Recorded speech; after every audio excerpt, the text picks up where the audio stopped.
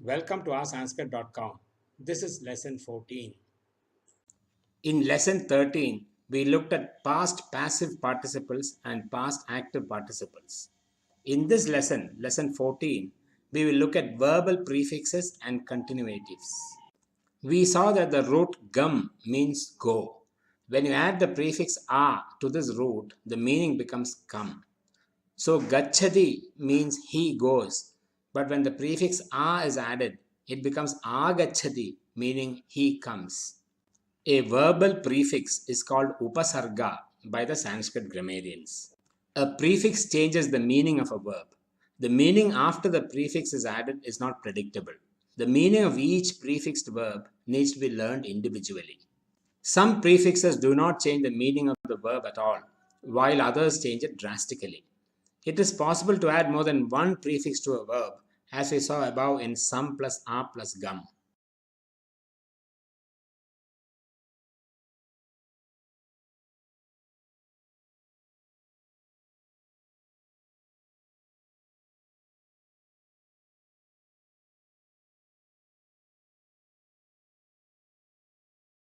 The common prefixes in use are given here.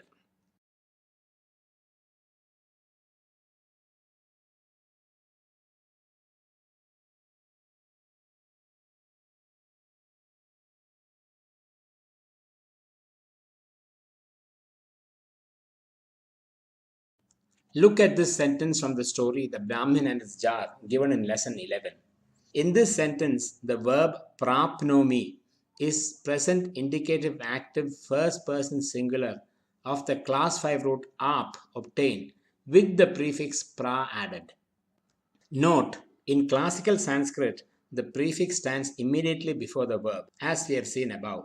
But in older Sanskrit, as is seen in the Vedas, the prefix may be separated from the verb. We will learn about this later. Let us now look at continuatives.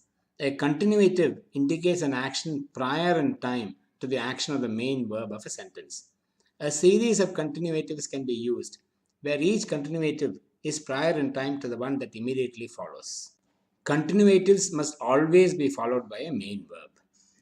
For example, we can say Ramo Lankam Gatva Ravanam Hatva Sitam Amunchat. Rama went to Lanka, or having gone to Lanka, killed Ravana, and or having killed Ravana, freed Sita. All verbs except the last, freed, can be in the form of continuatives. Note that there is no equivalent construction in English to continuatives. The continuative is formed by adding twa or sometimes itwa to a simple or unprefixed root, and ya or sometimes tya to a prefixed root. The first type is called twanta and the second lebanta by the Sanskrit grammarians. Note that the continuative of an unprefixed root can be formed by removing the ta of the past passive participle and replacing it with twa. Some examples of continuatives are given here.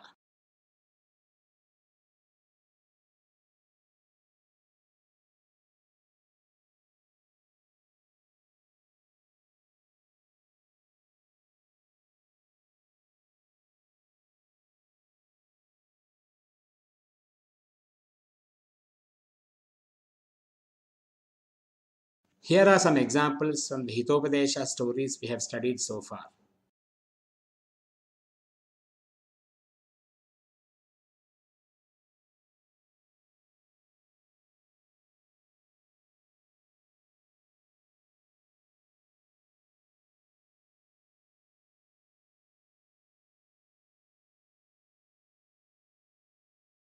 A continuative normally comes before the main verb, never after it, and the object of the continuative must come before it, not after it. The subject of the main verb must also be the subject of the continuative. In passive sentences, the subject of the continuative is the doer of the action, which is in the instrumental, and not the grammatical subject. For example, we say, Tam hatva maya sa mukta. She was released by me after I killed him. Like the participles, the continuative may be negated by adding an a or an an in the beginning. Example, Tam ahatva maya sa mukta. She was released by me without killing him. This is the end of lesson 14. In this lesson, we looked at verbal prefixes and continuatives.